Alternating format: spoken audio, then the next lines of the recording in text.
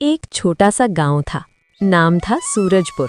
वहां एक गरीब दंपत्ति किशन और मीरा अपनी रोजी रोटी के लिए आलू पूरी का ठेला चलाते थे। उनकी पूरी का स्वाद लाजवाब था।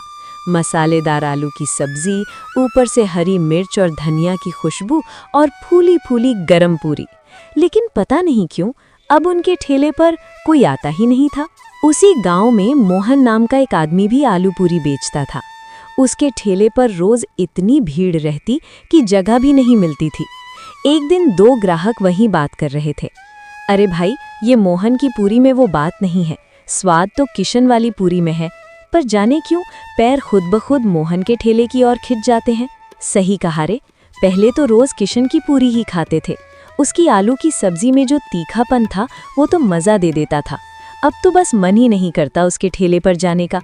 उधर किशन अपने ठेले के पास अकेला खड़ा चुपचाप सब सुन रहा था। वो मन ही मन बोला, पहले तो मेरे ठेले पर भी भीड़ लगती थी, अब सब मोहन के पास क्यों जा रहे हैं? क्या उसने कोई जादू कर दिया है क्या? उस रात मोहन ने अपना ठेला जल्दी समेटा। सारे आलू पूरी बेच चुका था। घर पहुंचते ही उसकी पत्नी सजन बोली, जी आज तो अमावस्या की रात है, याद है ना? हाँ याद है। तुमने तैयारी कर ली? जी, पूरे 12 किलो चिकन पका लिया है। पर बताओ ना, हर बार 12 किलो ही क्यों, 10 या 20 क्यों नहीं? अरे भगवान, मैंने उसे 12 तारीख को ही नींद से जगाया था। अब उसे हर अमावस्या को 12 किलो चिकन चाहिए। अगर नहीं दिया तो हमें ही खा जाएगा। सजन कांप गई। क्या? आपने उसे जगाया क्यों? मोहन धीरे से बोला, पगली, उसी की वजह से तो हमारी पूरी बिकती है, वरना हम भी किशन की तरह बैठे रहते। उसके कारण ही हमारे अच्छे दिन आए हैं, उसका शुक्र मानो। दोनों कुछ देर खामोश रहे। बाहर हवा में अजीब सी सहरन थी। फिर मोहन बोला, चलो अब सो जाओ, मैं जाकर उसको चिकन खिलाकर आता हूँ। आखिर वो कौन है जो हर अमावस्या को 12 किलो चिकन मांगता है? अगली सुबह सूरज की किरणें गांव की पगडंडियों पर फैल चुकी थीं। मोहन अपने ठेले को चमका रहा था। तेल गर्म हो चुका था और पूरी तलने की खुशबू पूरे चौराहे में फैल रही थी। उसके चेहरे पर वही आत्मविश्वास था, आज फिर भीड़ लगेगी। उधर किशन अपने ठेले पर उदास बैठा था। बर्तन सजे थे, आलू की सब्जी तैयार थी, पर ग्राहक कोई नहीं। वो मन में बोला, कभी मेरे ठेले पर भी भीड़ रहती थी, अब तो जैसे गांव वालों को मेरा चेहरा भी नहीं दिखता। तभी गांव में शहर से आए एक दंपत्ति दाखिल हुए, राकेश और नेहा। उन्होंने एक गांव वाले को रोका, भाई साहब, हम नए आए हैं इस गांव में, नाश्ता करना है, बताइए कहाँ मिलेगा अच्छा? सबसे बढ़िया नाश्ता तो मोहन के ठेले पर मिलता है, यहीं पास में है। दोनों ने शुक्रिया कहा और चल पड़े। जब वे मोहन के ठेले के पास पहुंचे तो वहां भारी भीड़ लगी थी। अरे जी, यहाँ तो बहुत भीड़ है, कितना इंतजार करें? सही कहा, चलो कहीं और देखते हैं। तभी नेहा की नज़र पास में पड़े एक सुनसान ठेले पर पड़ी।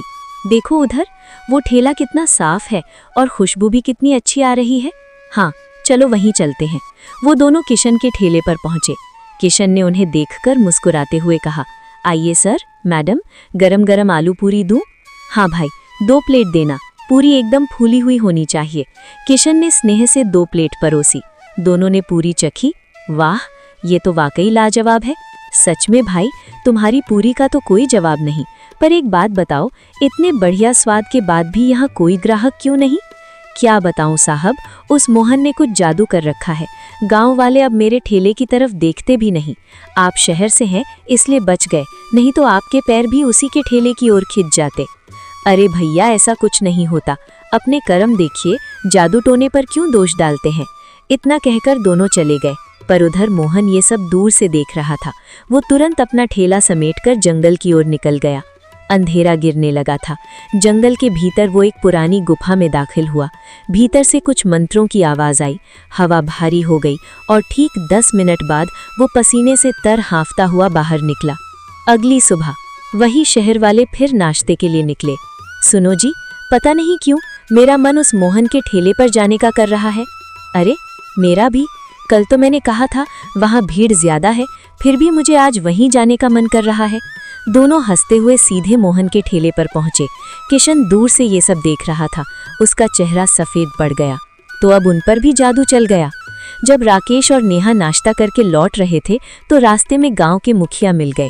कैसे हैं शहर वाले बाबू, कैसा लगा हमारा गांव? बहुत प्यारा गांव है मुखिया जी, बस एक अजीब बात है, कल हम किशन के ठेले पर गए थे, आज जाने क्यों हमारे पैर खुद ब खुद मोहन के ठेले की ओर खिंच गए। कुछ तो अजीब है उस ठेले में।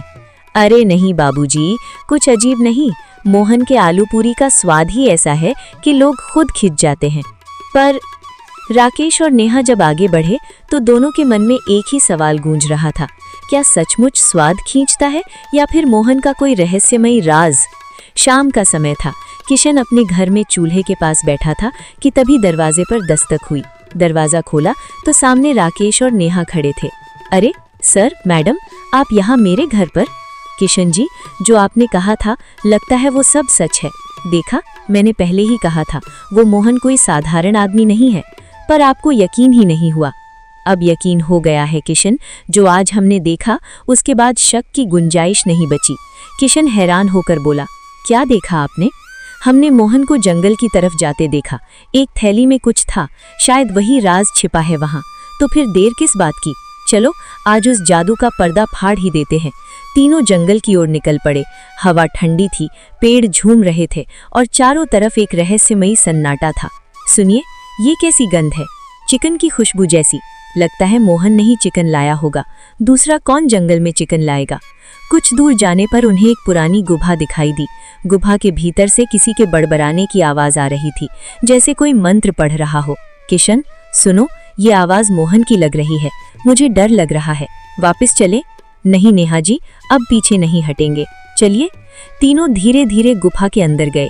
उस रात के बाद किशन, राकेश और नेहा को किसी ने फिर कभी नहीं देखा।